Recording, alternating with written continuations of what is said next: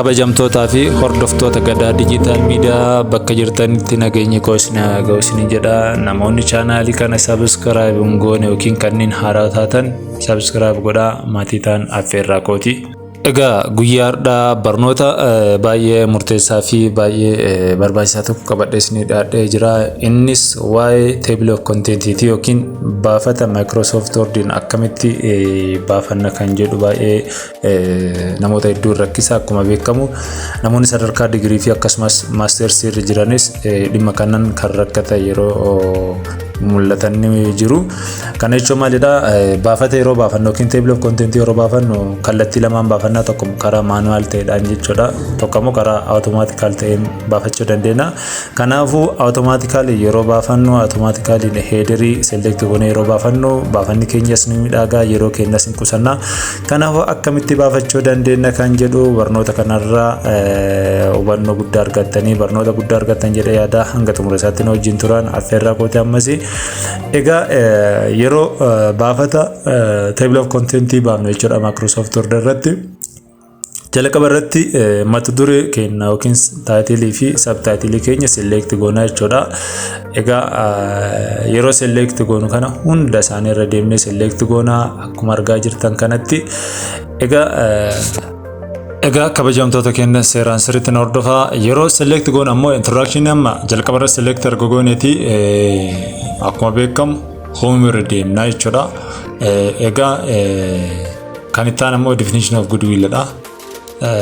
Tokko dhuunfaa isaatiin select goona waan ta'eef tokko lama yookiin bakka tokkotti select goonu amma introduction select goone kan heading waan isaa filadhaaf jechuudha. Egaa heading waan optional nu kennee jira, heading 2 ni jira, heading 3 ni jira, heading 4 ni jira. Kanaafuu tokko filadhaa jechuudha. Heading waan yookiin heading 2 filachuu danda'ama. Heading waan filadhee jira isa jalqabaatiif. Kanaaf waan definition of goodwill ammoo select godhee jira jechuudha. Isaafis maal godhaa? Home bira deemee erga select godheeti heading tokko filadhaaf jechuudha. Heading optionally hanga meeqatti jira akka argaa jirtan hanga 7tti jira jechuudha. Subtitle dabalateeti isaafillee filadheen jira.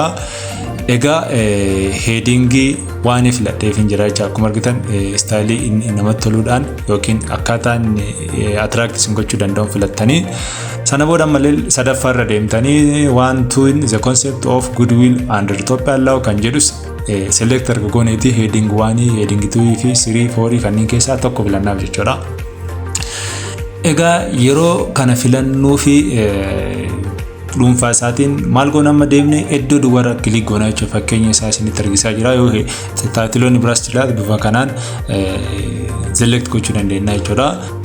Egaa select erga gooneeti maal goona reference bira deemna jechuudha. Hunda sadii nama select godheen jira heading isaatiin table of content gara bitaa irra faayila jala osoo hin taane reference bira deemnee garuu kan inni argamu table of content kallattii bitaatiin akkuma argaa jirtanii table of content ni jira. Automatical table 1, automatical table 2 ni jira. Kan biraa immoo manual ni jira jechuudha. Manual table kan nuti harka keenyaatti barreessinu jechuudha. Inni kun yeroo namarraa fudhata kan jenneef kanaafuu automatical table 1 yookiin 2 keessaa tokko filannaa. Erga bakka jalqaba irratti filanne sana irratti kilik erga gooneeti bifa kanaan nu fida jechuudha. Argitanii? Egaa akka carraa ta'eeti mata duree haarawaa table keenya irratti galchuu barbaanne yoo ta'e qabiyyee yookiin assignment keenya sana irratti kan dabaluu ta'e maal goona iddoo page assignment keenya irra dabaluu bira deemneeti erga sirreessinee booda egaa right click bira deemneeti table content keenya irratti update field bakka jedhamu sana irratti qabiyyee lama jira. Qabiyyeen tokko update page inni personal fi update entire table dha. Isa kana keessaa update entire table sirree erga click gooneeti mata duree haaroon nuti daganne sun haala salphaan seenuu danda'a jechuudha. Egaa kabajamtootaa fi hordoftoota Gadaa Digital Media barnoonni guyyaadhaa qabadhee isinii dhiyaadhe kana fakkaata. Waan na wajjin turtanii foraa bulaa deebanaa isiniin jedha. Barnoota kanarraa baay'ee hubannoo guddaa argattanitti jedhee yaada. Namoonni subscribe goone subscribe godhaa. Hiriyoota keessaniif share godhaate akka irraa fayyadaman godhaa. Barnoota koo itti fufaa foraa bulaa deebanaa ammas.